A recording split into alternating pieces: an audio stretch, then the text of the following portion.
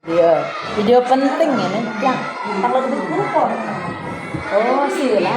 Dili saya. SD gua sekadana. Sila. Jangan cuma kadang kasih dulu enggak. Baru bergelarnya Ekal, duduk Ekal, makan. Secara psikologis ada enggak sebuah nasi pada anak? Yang pertama, Ibu, saya mau tanya, media apa saja yang paling sering Ibu gunakan dalam pembelajaran bahasa dan sastra di kelas 4? Dan apa saja alasan Ibu untuk memilih media tersebut? Jadi hampir sama tadi pertanyaannya, oke? Jadi media yang Tiang gunakan yang paling sering itu Tiang menggunakan media elektronik, menggunakan proyektor yang paling sering. Walaupun tidak setiap hari tapi itu paling sering. Kenapa Tiang memilih untuk menggunakan media ini? Karena anak-anak lebih tertarik dan lebih respect dan cenderung lebih cepat di dalam menyerap apa yang kita sampaikan dan mempermudah juga. Kalau kita menggunakan proyektor, kita akan lebih mudah menjelaskan materi karena di sana kita menggunakan media PowerPoint untuk menjelaskan. Jadi kita tinggal menampilkan, menjelaskan, menampilkan, yang berikan contoh. Anak-anak itu mungkin karena mereka anaknya anak zaman now, mereka lebih tertarik melihat layar dibanding dengan melihat buku. Nah, responnya jauh lebih baik dan cepat. Perbedaan antara kita menggunakan layar dengan kita menggunakan buku. Jadi alasan yang pertama mempermudah Tiang dalam menyampaikan materi. Yang berikutnya anak-anak juga lebih mudah paham dengan kita memperlihatkan contoh seperti misalnya contoh video dan contoh gambar. Tiang, ayo sudah, bagi sudah nggak apa-apa. Lagu Neda ribut, Ekal. Mana? Nanti dikat nih. Iya. Bagi Neda ribut, bagi MBG-nya sana. Yang nggak masuk nanti di kelas 6 juga. Masuk. Next. Kedua, bagaimana proses perencanaan yang sesuai dengan tujuan pembelajaran bahasa dan sastra? Proses pembelajaran. Mungkin tadi sudah bisa kita kaitkan dengan apa yang disampaikan oleh Bapak Kepala ya. Di dalam proses pembelajaran itu, pada hakikatnya kita harus prepare lebih awal. Kita harus merencanakan semua dari A sampai Z. Kenapa tadi katanya Bapak Kepala kita tidak bisa secara tiba-tiba, karena memang kita membutuhkan perencanaan yang sesuai dengan hasil yang kita harapkan. Nah, jadi kita secara prosedural di dalam hampir bukan hanya di bahasa dan sastra saja, tapi untuk perencanaan dalam proses belajar itu kita harus merencanakan rencana pembelajaran terlebih dahulu.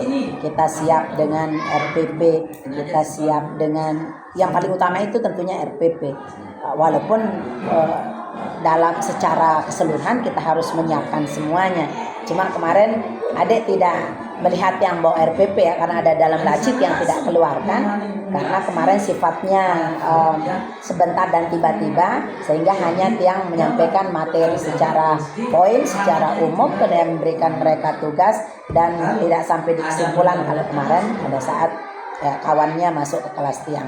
Nah, untuk perencanaan ini tentu kita harus prepare lebih awal, diantaranya kita mempersiapkan materi. Materi itu penting. Kalau kita tidak menguasai materi, maka kelas kita akan berantakan. Udah dipraktekkan di peer teachingnya di kampus. Kalau materi kita tidak kuasai, kita akan kelabakan, kita akan grogi, kita akan hal yang tidak kita inginkan akan terjadi, anak ribut, sehingga pada saat proses belajar mengajar, anak-anak juga tidak kondusif. Ya, jadi perencanaan materi itu penting, yang nantinya akan berhubungan dengan bagaimana siswa ketika kita menyampaikan materi dengan tenang, menyampaikan materi dengan baik, mereka juga akan merespon itu dengan baik dan tenang. Jadi RPP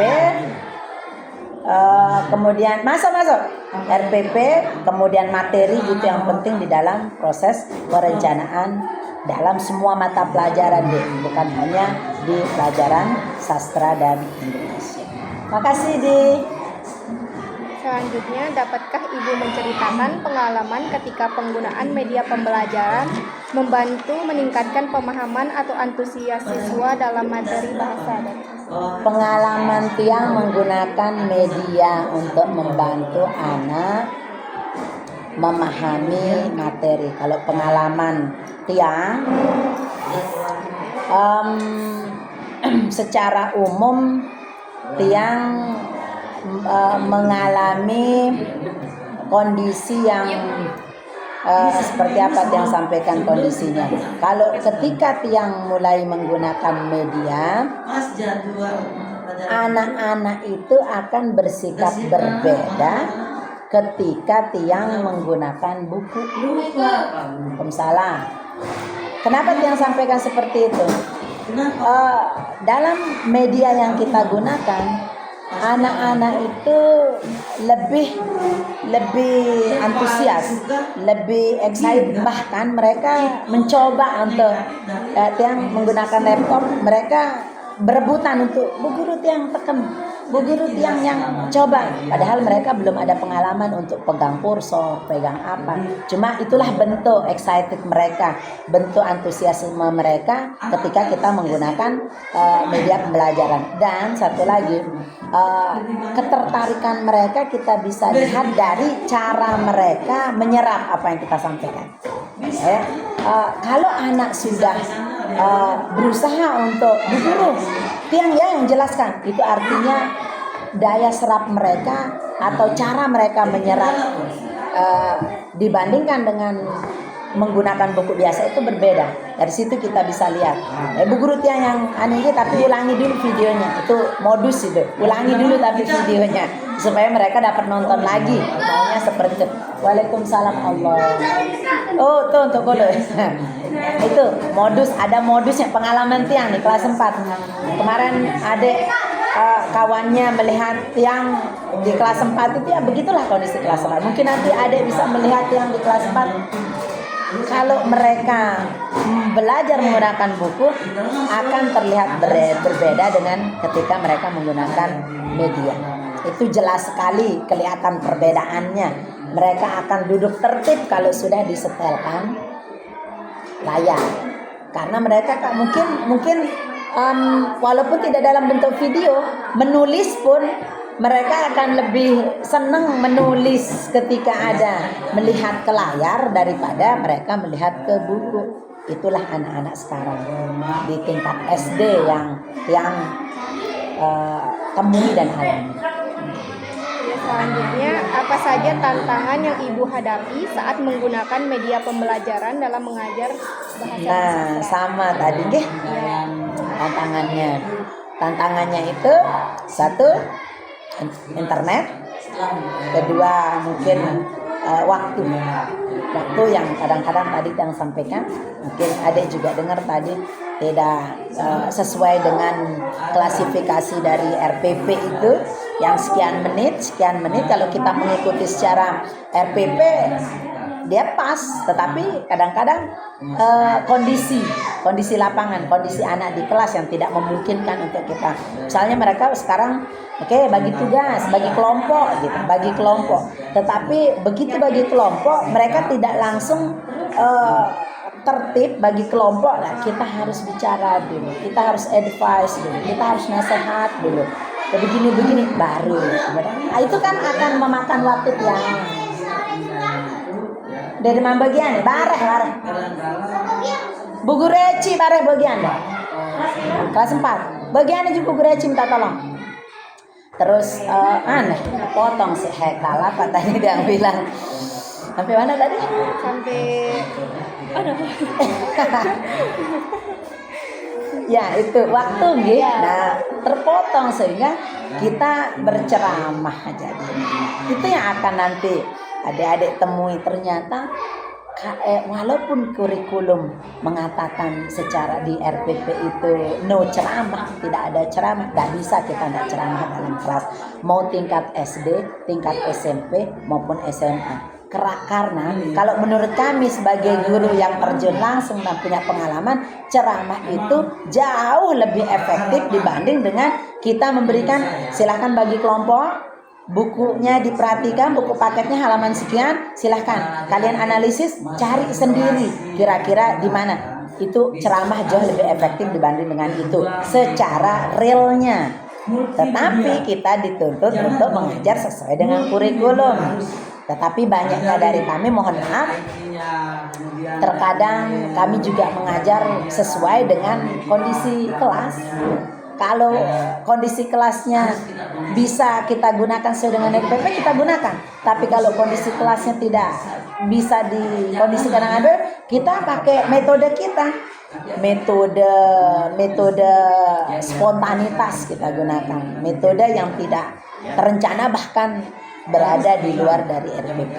Itulah kenyataan yang ada di lapangan. Jadi kendalanya itu internet sama waktu saja sih. Kalau secara fasilitas, alhamdulillah kalau fasilitas masih bisa kami, walaupun sekolah kami di pelosok, tidak beda jauh dengan sekolah yang ada di pinggir.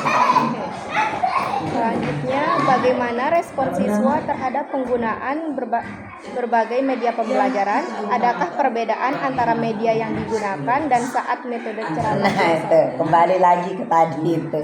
Kita aja sekarang diceramahin kadang-kadang gimana, misalnya kita diceramahin kadang-kadang gitu ya, boring atau jelas perbedaannya sangat signifikan antara menggunakan alat peraga, media dengan ceramah. Cuma kalau kita menggunakan ceramah, tentu kita sebagai guru, kalau tiang pribadi ini orangnya tidak terlalu seriusan, orangnya doan tentang bejorak, kalau tiang ya.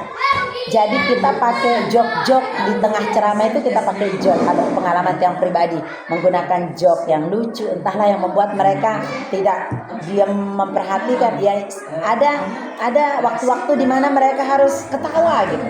Kalau tiang pribadi, jadi sangat signifikan bedanya antara penggunaan media, penggunaan peraga dan metode ceramah. Ceramah juga tidak harus dari baru masuk sampai akhir juga sih. Ya gaya-gaya mereka, kita aja diceramahin 1 jam itu, 1 jam aja diceramahin, kita mesti ngeluh, apalagi mereka. Nah, tentu kita sebagai guru yang mungkin punya cara sendiri bagaimana mengkombinasikan antara ceramah, kemudian antara interaktif itu yang perlu, tanya jawab itu yang paling perlu. Di tengah-tengah ceramah interaktif, tengah ceramah mungkin kita bisa kondisikan seperti itu sehingga anak-anak tidak terlalu bosan. Ya, Laman. Pertanyaan terakhir, Ibu, Ya. bagaimana Ibu mengevaluasi efektivitas media pembelajaran yang digunakan dalam kegiatan membaca, menulis, atau memahami teks sastra? Oke. Nah, untuk mengevaluasinya, kalau pengalaman tiang kembali gitu. Tapi kalau bisa boleh tiang katakan hampir semua gitu. Untuk evaluasi membaca listung gitu ya, membaca, menulis dan menghitung ya. Begitu ya. Di sini pertanyaan mengevaluasi proses belajar mereka, karena begini. Sebagai pengalaman saja, mungkin nanti siapa tahu ada juga nemuin kondisi yang sama dengan kami di sini. Di setiap sekolah itu tingkat kemampuan anak itu berbeda-beda. Daya serap yang dimiliki anak itu berbeda-beda, tidak sama. Sama dengan mungkin kalau kita sekolah itu secara kognitif kita tidak sama. Ada yang EQ-nya 100, ada yang EQ-nya 20, kan begitu kira-kira. Nah, begitu juga di bahasa dan sastra ini. Dalam proses belajar, terutama membaca. Dari kelas 1 sampai kelas 6 itu kelas atas tidak bisa dijamin dia lancar membaca, tidak bisa dijamin. Karena kenapa? Banyak faktornya. Pertama, bisa saja karena faktor malas, bisa saja karena faktor orang tua yang kurang membimbing di rumah, bisa saja juga karena faktor lain-lain. Nah, bagaimana cara mengevaluasinya? Kami di sini memberikan bimbingan khusus untuk anak-anak yang daya serapnya itu minim. Misalnya dalam membaca. Kalau ada yang masih terbata-bata membacanya, kami berikan bimbingan khusus untuk lebih intens memberikan tugas untuk membaca, entah itu secara langsung atau nanti kami kita printkan bacaan udah bawa pulang, itu jadi PR-nya. Besok mereka baca ulang di depan, walaupun mungkin menghafal terserah lah ya. Seperti contoh ya, anak Tiang pun kelas 3 itu sering dikasih tugas membaca tapi menghafal ya. Nende apa le baca aja sayang ada. Walaupun seperti itulah kira-kira. Nah, kemudian bimbingan khusus ini tentunya diberikan itu baik dalam jam pelajaran, pada saat misalnya di pelajaran bahasa Indonesia kawannya diberikan tugas yang berbeda, dia diberikan tugas membaca ke depan. Itu bimbingan khususnya. Kemudian di luar jam pelajaran, ketika istirahat seperti ini, kami ada waktu, kami panggil, silahkan baca. Dan yang ketiga, kami berikan tugas menulis dan membaca itu yang dibawa pulang. Nanti di hari berikutnya mereka akan menyerahkan dan menyetorkan apa yang PR, anggaplah PR yang diberikan untuk pengambilan nilai. Itu pengalaman, itu pure pengalaman Tiang yang Tiang ceritakan. Tetapi mungkin bisa digambarkan nanti secara umum. Nanti adik kan menyimpulkan menyimpulkan hasilnya. Bisa kalau ada yang perlu diambil, silahkan ambil. Kalau ada yang tidak sesuai dengan apa, ya boleh dikurangin. Pakai, gunakan bahasanya. Ada nggak masalah. Kami hanya memberikan sedikit gambaran. Kami juga bukan yang sempurna, kami bukan yang guru yang serba bisa. Kita sama-sama belajar. Yang pun belajar, yang baru jadi guru SD itu baru 6 bulan deh.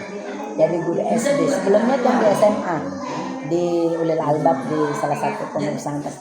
Jadi kita belajar bersama. Kampung kaget di SD, oh begini ternyata SD berbeda dengan SMA. Kalau SMA enak kita ngajar di SMA. Kita hanya memberikan gambaran, mereka menganalisis. Kalau di SMA, kalau SD, Masya Allah, tabarakallah, dari A sampai Z kita harus bisa dan kreatif. Itu saja sih. Terima kasih. Sama-sama. Itu yang lupa mengambil dokumentasi. Oh iya.